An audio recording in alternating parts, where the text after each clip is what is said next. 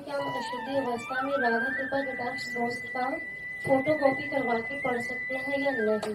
उसे याद हो गया हो तो आप चिंतन ऐसे कर सकते हैं, वगैरह ग्रंथ लेकर पढ़ना निषेध है।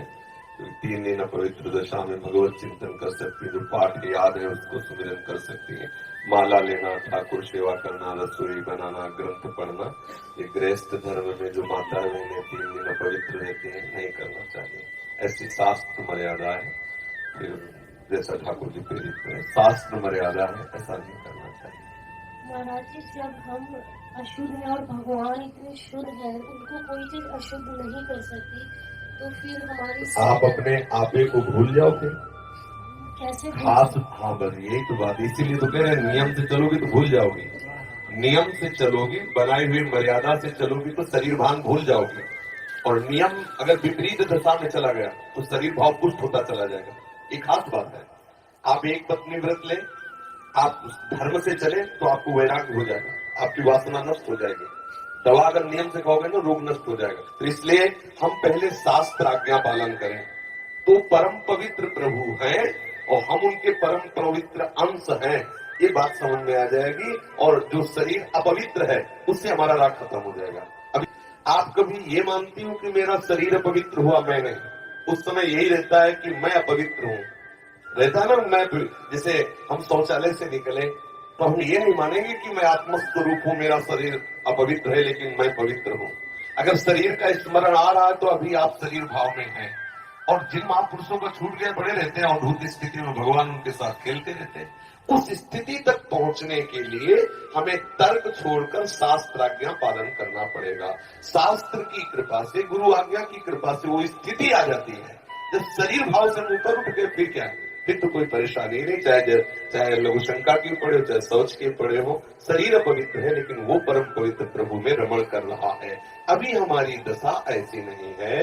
हमारा शरीर हमें मैं करके दिखाई दे रहा है, नहीं दिखाई दे रहा। शरीर की भूख मेरी भूख, शरीर की मांग मेरी मांग, शरीर का कष्ट मेरा कष्ट आ रहा है ना।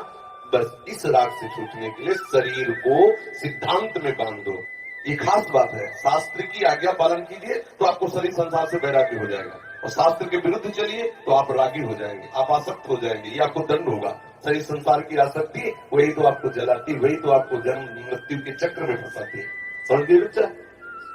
जब हम भगवान के लिए प्रसाद नहीं बना सकते, उनको भोग नहीं पवा सकते बच्चा, इसीलिए इस शरीर से घृणा करनी है। धिक्कार है ऐसे शरीर को जो प्रिया प्रीतम से बिलक करता है, तभी तो शरीर से राग खत्म होगा।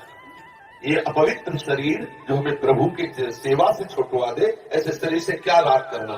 धीरे धीरे शरीर के प्रति हे भाव हो जाए। जन्म मृत्यु जरा व्याधि दुख दोषानुदर्शनम, भगवान ने गीता जी में कहा, शरीर के प्रति हे भाव होने लगता है। क्या मलमूत्र का भांड है, छोड़ो इससे राग। धीरे धीरे धीरे वो अपने स्वरूप में स्थित हो जाए। अभी इतना ममत्व है शरीर में, कोई ऐसे छूले तो एकदम ऐसा नहीं होता। तुमने हमें कितना अपना मैं पर है। अगर हम ठीक सिद्धांत से चलेंगे तो हम बहुत जल्दी लाभ प्राप्त कर लेंगे। जहां हमारी स्थिति है, हम बात उसी स्थिति की करें तो हम बहुत जल्दी आगे बढ़ जाए। इतना हो चुका है कि शरीर से हम संबंध किए, ये शब्द भी गलत है।